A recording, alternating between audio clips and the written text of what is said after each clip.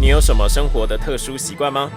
只要外出过后，不能躺床，不能碰床上这样子。我如果在家上厕所，我一定全裸。他有一件小外套，然后很喜欢摸摸那个脚脚，对，摸他们很小贝贝的概念吗？我觉得算。就算没有小贝贝，许多人在生活日常看到东西也喜欢摸一下、抓一下、闻一下，无论是食衣住行等任何方面，相信人人都有着自己的习惯与癖好。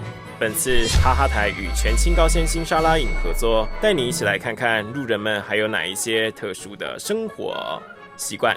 首先是在捷运站外捕捉我们的这位男子，可能就是一些不良习惯吧，就像咬指甲之类的。现在可以看你的指甲，可以啊，就有一点病态这样。这些都是用咬的吗？对啊，所以你其实不用剪指甲，你都是用咬的。对。怪癖一，咬指甲，甚至还可以省美甲费。我大概有想过2次要戒掉，但是都没办法。你说这像是毒药一样？对，觉得好像不太健康，而且是手会蛮臭的。你是会闻指甲的人吗？会啊，我就是任何东西我都会先闻一闻。你有闻过什么不可思议的东西吗？那应该是就是那个吧，那个就是昨天不是下大雨，就那个鞋子跟袜子湿掉，然后我就确认一下，真的蛮臭的。这种事情不需要特别确认吧？不问还好，一问我们赫然发现。那你会什么东西都要闻一下吗？我会耶。他们如果拿东西来的话，可能就先闻一下这什么东西这样。脚趾甲你会闻吗？我有闻过，臭臭香香的。我有时候会闻一下我耳洞的味道。怪癖二，什么都要闻一下。这个耳环我是固定，就是不会拆，但是就会累积一些垢在里面，但是那个很少，但是它那个味道很浓。就是有些人剪指甲会闻指甲的味道，有点像类似那种感觉，有点像。所以是臭臭的吗？我不确定臭不臭不知道在什么情况会闻，那种很紧张、焦虑的时候吗？哦，对，所以闻到那味道你会放松，蛮舒压的，因为它很浓，它会提醒你一种到底是多浓啊？生活，你要闻干嘛？这对情侣的小怪癖非常特别。他喜欢别人搔他脚底板，就是这个是脚趾头嘛，我喜欢搔这里。你说接缝的地方，可是不会很痒吗？就是痒痒的，很舒服。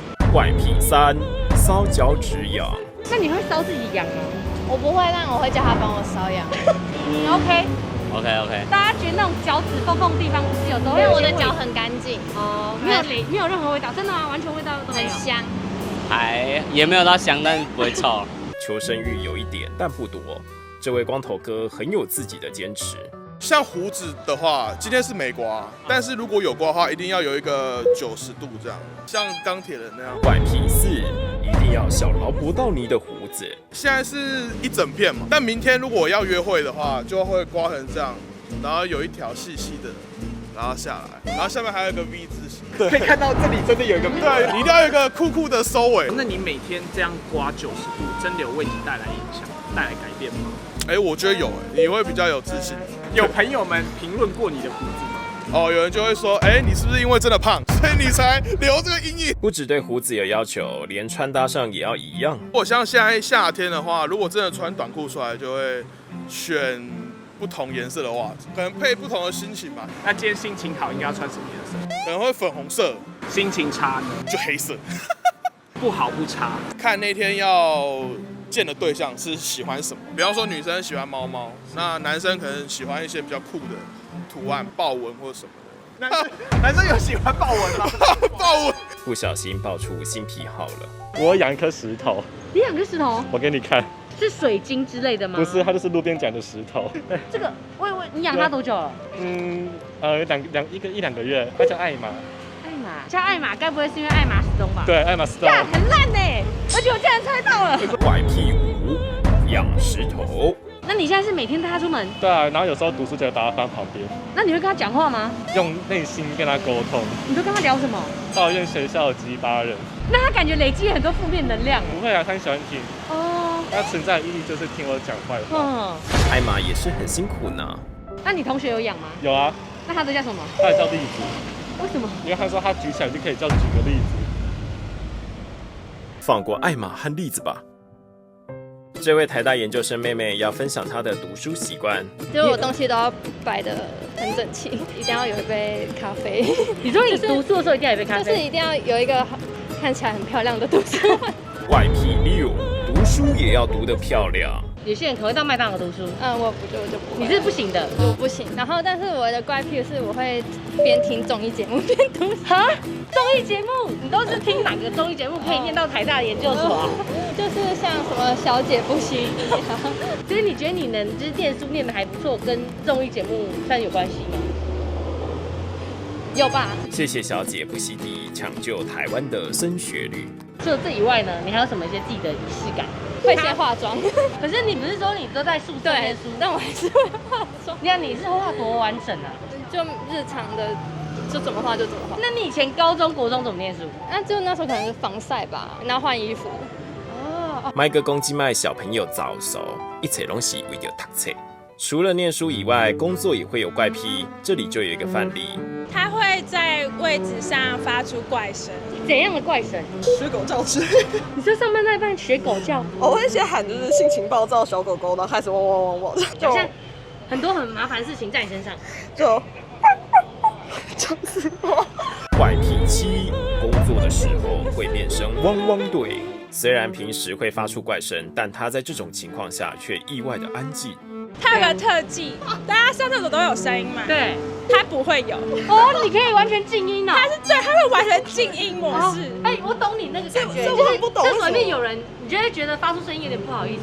对啊。那你是怎么样弄成静音的？不要对着水尿就好了。你只要稍微往前一点就不会流到水，就是沿着壁的意思。有人是不喜欢发出声音，有人则是不喜欢屁股碰到水。我会丢卫生纸。你在上厕所前，你一定要在那个水上面铺一层卫生纸。对。我不太能理解。我跟你是同好。就那个水，那是马桶的水耶。其实马桶水应该也是生水，洗澡水应该也是生水。没有啦，那个莲蓬头有过滤的功能，对，就是应该是还好。免治马桶的水我也不用。为什么？我会用免治马桶的水耶。因为我觉得免治马桶的水也是马桶水的一种。今天免治马桶它就是打着我们用的水不是跟马桶水是不同的管线。那可能可以，所以是不同的管线哦。应该是同一个管线。我觉得是同一个管线哦。那你现在听到之后回去会用吗？是一样的哦。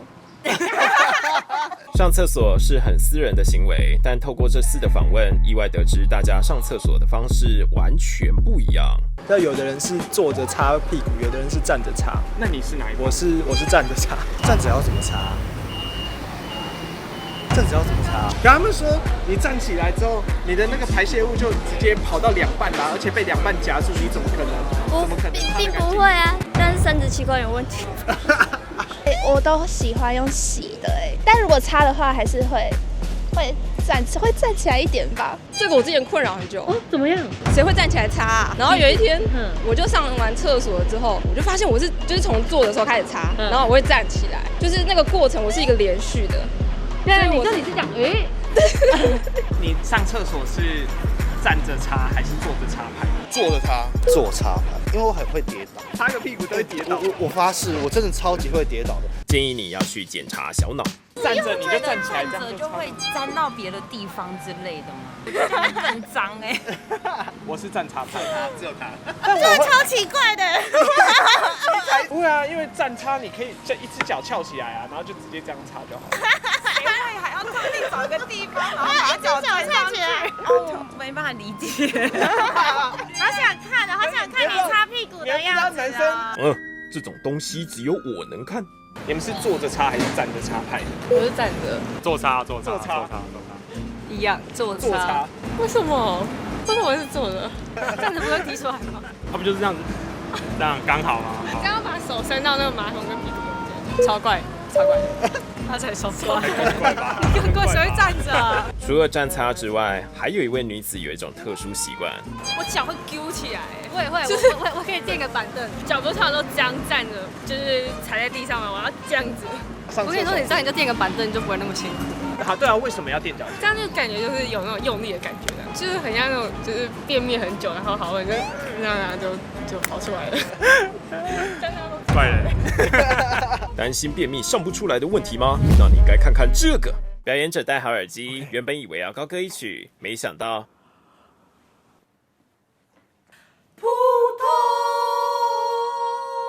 画面中的男子上厕所扑通合身，搭配舒服的表情，让这段影片在网络上一夕爆红。勇者辛梅尔死后385年，现代人已经学会了让便便更顺畅的魔法，就是这个全清高纤新沙拉饮，里面含有5大碗的沙拉膳食纤维和营养，成分天然，让你出门在外随时补充，不卡卡。而且偷偷告诉你哦，代言人是 Ella 邓家桦。是陈嘉桦。现代人饮食不均衡，饮用全清高纤新沙拉饮，无使一身轻，这群合身的女子们很有感。我是男生。虽然我平常排便都很顺畅，但是总是有一种留一手的感觉。自从我喝了全清以后，哇，就有一种我不转弯。对，而且我喝完的时候，还有一种怎么还有，就很像猪尾加码的感觉，加码。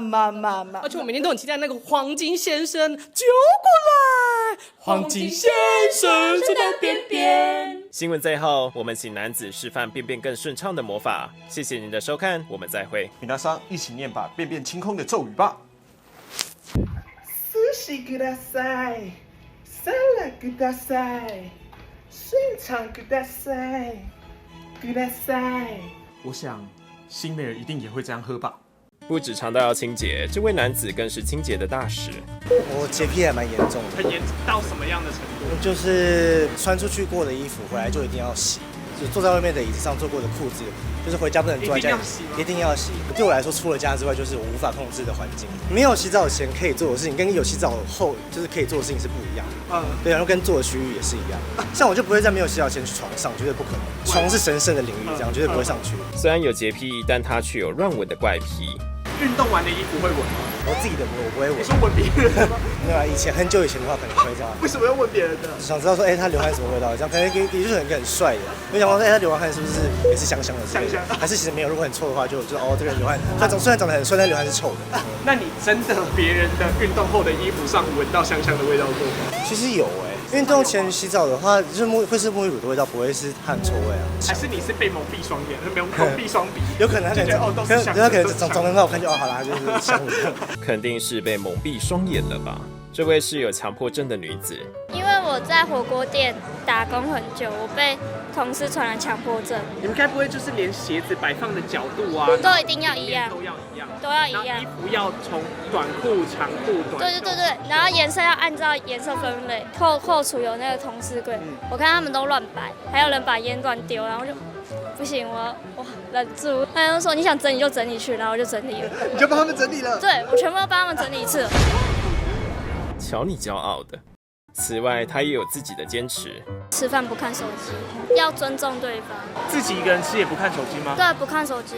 等一下，你自己一个人吃要尊重谁？专心吃饭比较重要。你要尊重那个做饭给你的人。有时候也要去珍惜那个时间点，然后我就会赶快吃，赶快慢慢吃啊。好想知道要怎么赶快慢慢吃。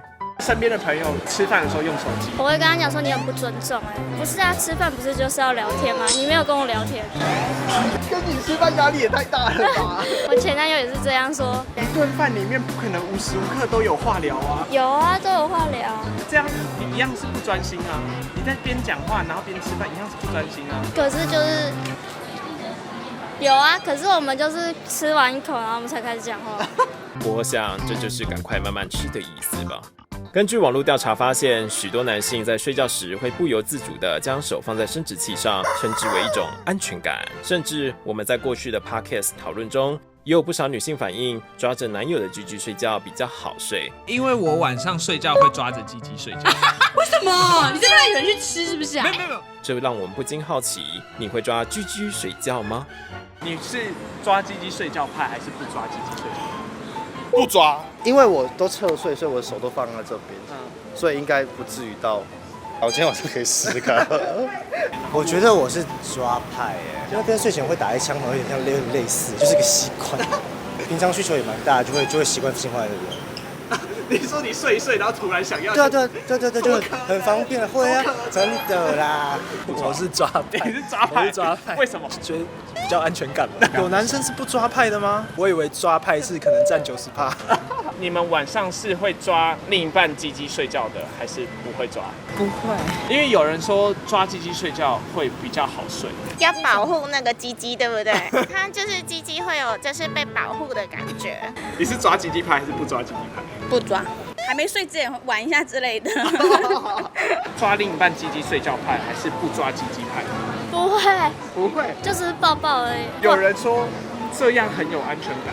我觉得抱抱比较有安全感，身体都互在靠在一起比较有安全感。可是夏天不会太热吗？夏天不会啊，只要有爱就不会热。不错不错，用爱发电嘛。最后，稍早在厕所会铺卫生纸的女子，向我们加码透露了和老公的生活习惯差异。那你们有什么跟另一半生活习惯不同的地方吗？超级多哎！你知道他用完卫生纸哦，他擦完手卫生纸，就是再折回去四方形铺在洗手台上晒干，你知道还要再用。他的厕所洗手台上有很多卫生纸，对，他们跟你讲说，那你可以把我就是晒过拿去铺马桶。其实我有想过哎，因为他晒对，这样就比较省。这样就可以了。我们生活习惯不同到我们已经分房睡、分厕所用。对，这可以讲吗？这是天哪！这段先剪掉啊！不是你刚刚跟我说什么摸鸡鸡睡觉，根本没有这件事啊！怎么有些分房？我是一头问号的。可是我觉得我们这样比较快乐。其实我们感情还是很好哦，就没有说分房睡或是分开使用厕所感情就不好这件事，没有，我们感情还是很好。老公我爱你。结论：距离产生美感，有生活习惯上的冲突，一律建议分开住。